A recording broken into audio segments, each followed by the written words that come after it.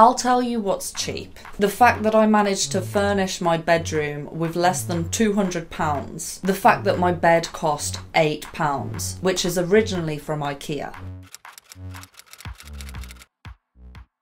Hi everyone, welcome back to my channel. If you're new here, my name's Yolanda Melody. I'm an independent music artist from the UK. Today we're going to talk all about money, because I know a lot of people that are not good with money. And as I keep saying in near enough every video, I really feel like we're heading towards a recession. There's a lot of people that are losing their jobs. Times are getting a lot harder. I want to shed some light and bring a bit of positivity to the whole subject, because I don't like to see things as a hindrance. I like to see things as a challenge. And that's the kind of mindset that I put into everything. I have went through unemployment before, and during that time I learned so much about money and being as frugal as possible. In fact, I would probably say that I am the most frugal person that I know. Even though everybody thinks that I've got this like crazy shopping addiction, it's really not as bad as you think it is, so don't get it twisted. Am I in focus? I don't know. Am I? There we go. Okay, I'm in focus. There's a lot of really horrible things that are going on in the world right now. It can often feel like everything is just falling apart. But I really want to stress that there's so many positive things that have come out of this as well. And I believe that that is the rule of polarity. Flex culture was a thing, like a real thing. It baffles me how we developed a culture that was so fixated on money to the point where people would brag about how much money they had spent on an item. And I just think that that is absurd, because the way that I've always looked at it is the cheaper that you can get something, the more that you can save your money, the better. But I feel like society's just brainwashed us all into thinking that it's some kind of thing to be ashamed of if you haven't spent a lot of money on something. But if you're one of those people that has that kind of mindset, just kind of look at it from a perspective that's logical.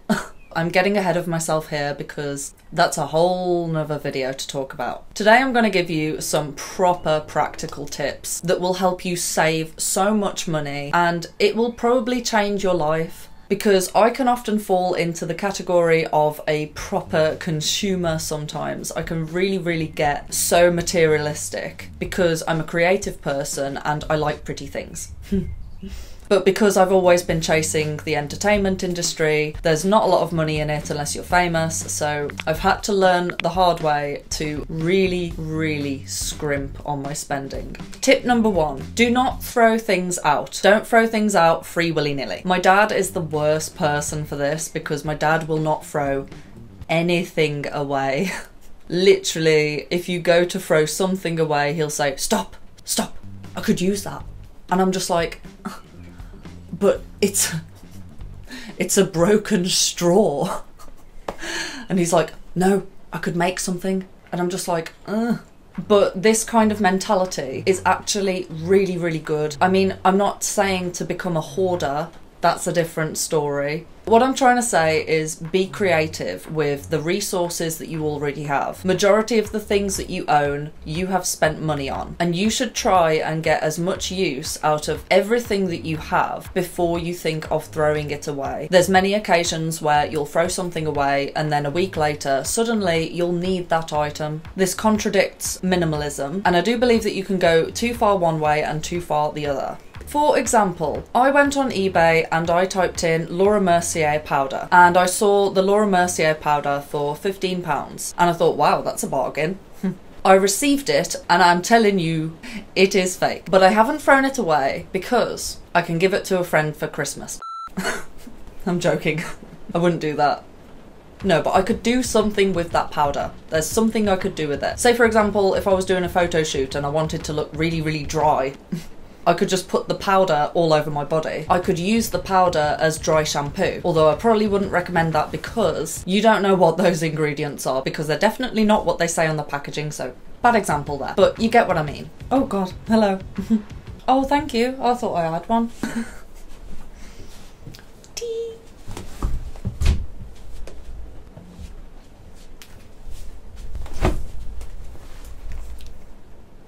Or say, for example, I don't use sulfate shampoos, and I bought one from TK Maxx and I was like, it's got sulfate in.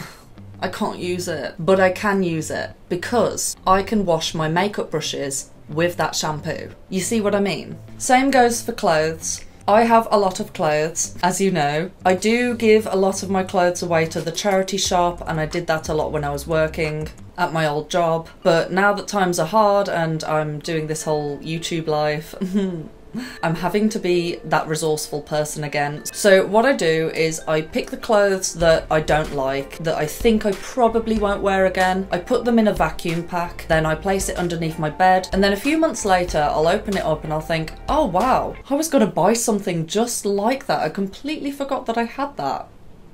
You know what I mean? So if you've just lost your job, probably best not to do a clear out just yet. Try and keep as much as that as possible, because some of it you can sell as well, and then you can get some more money. Another thing is don't be wasteful. When it comes to food, always eat the perishables first and save the tinned goods for the apocalypse.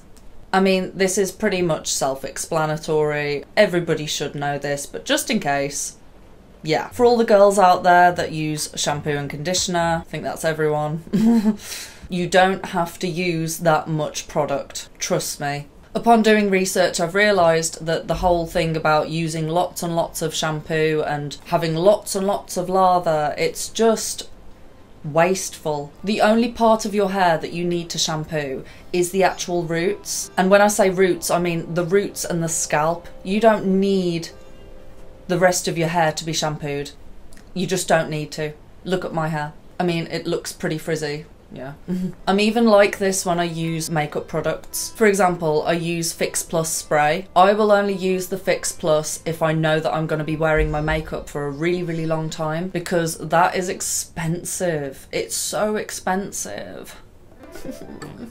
It makes me sad how expensive the MAC Fix Plus is. It's just... So another thing that I do is I buy in bulk. I'm that type of person that would rather spend £50 and not pay delivery, because I don't see any point in me paying for delivery. If I have to pay, I'm not going to buy it. So whenever I go on Amazon, I'll always think to myself, what else do I need? Because all of this stacks up. If you can get free delivery for buying more, don't just buy anything. Buy something that you definitely need, but don't pay for delivery.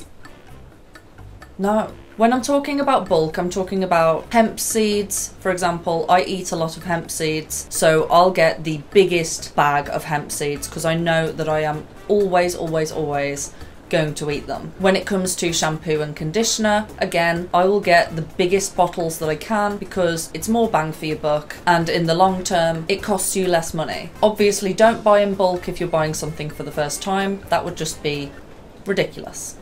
When you're testing new things out, try and get a sample. Now this is another thing where people lose out on a lot of money, is when they don't do their research and then they buy the wrong item. When I say the wrong item, I'm talking about foundation. If you're looking for a new foundation, do your research. Make sure that that foundation is everything that you want. And then go on YouTube again and find out if there's a dupe for it, because I guarantee you Makeup Revolution has done it.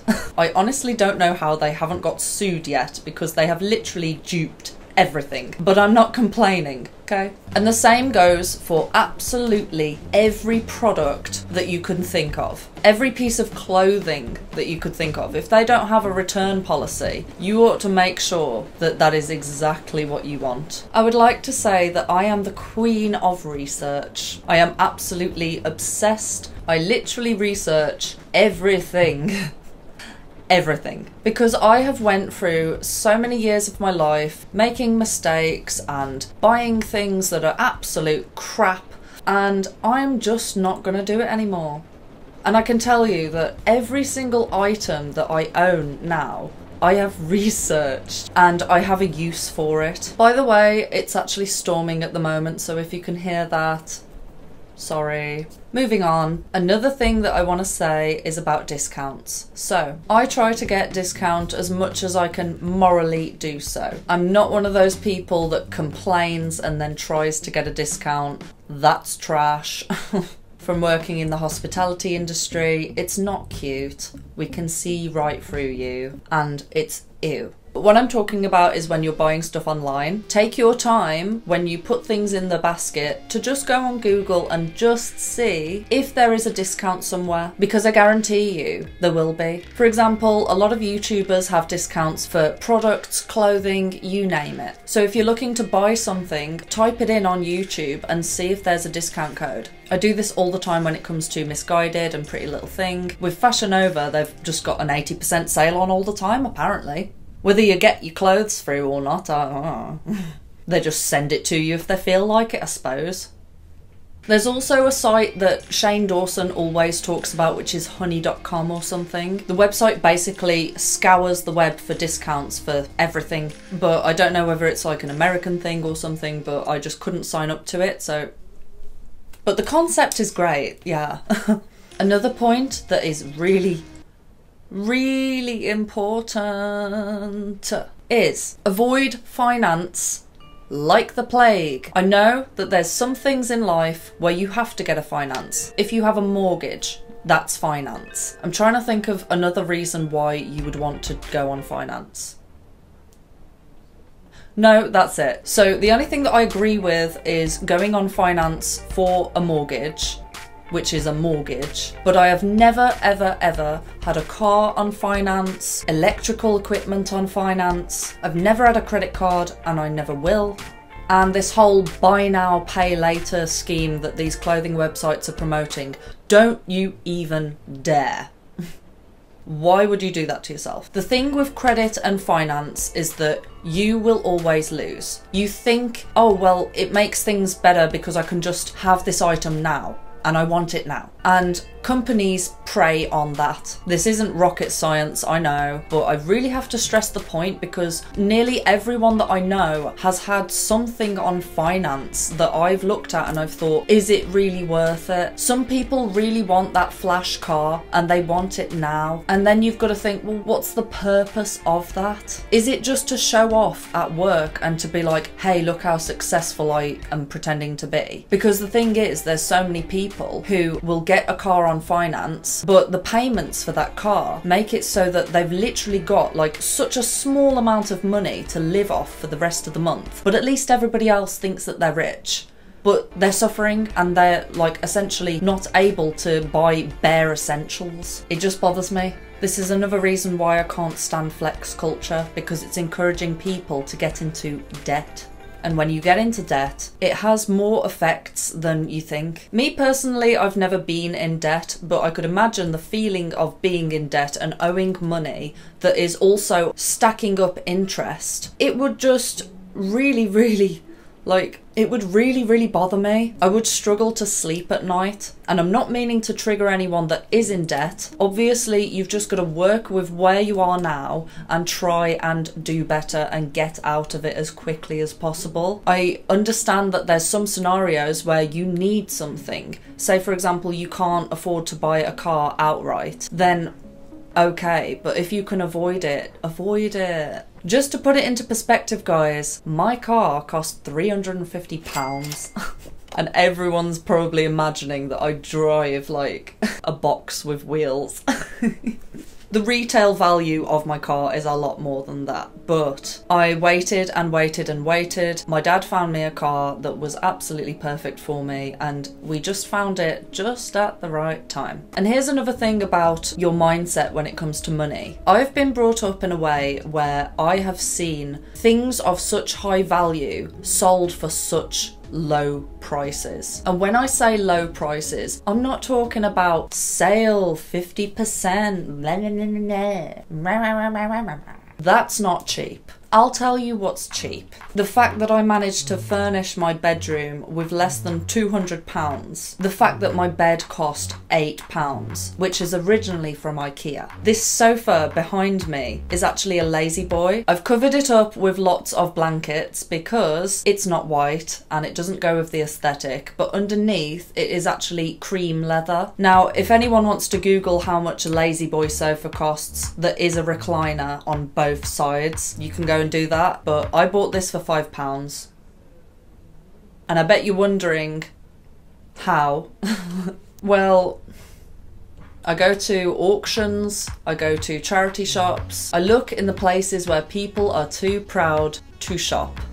And because they're too proud, I get things for pennies. Yeah. There's so many things that I do to save my money, and I do it because the more money that you have, the more freedom that you have, and the more safety and security that you have. I can be materialistic at times, but I don't let that control me. And what I'd like to do is to encourage people to not go with the crowd and where they're going, because most of the time they're just bobbing around like they've got absolutely no idea what they're doing. I want to show people that there are other options. It's unfair that when we were in school, nobody taught us these things. Nobody teaches you how to be good with money. Nobody teaches you about tax or debt or anything. You have to figure that out yourself. And the problem is that when you're young and when you are just living for the moment, you can make so many mistakes. And then when situations like this happen, where a lot of people in the UK, like majority of people, are being made redundant every single day, suddenly people are like, oh my God, I've got no savings. I've got nothing. What do I do? These things spiral, you know? So this video was kind of like a brief on what my mindset is when it comes to money, but it's a very, very compacted video with basic points. If you want some like bougie on a budget videos, I can definitely do that.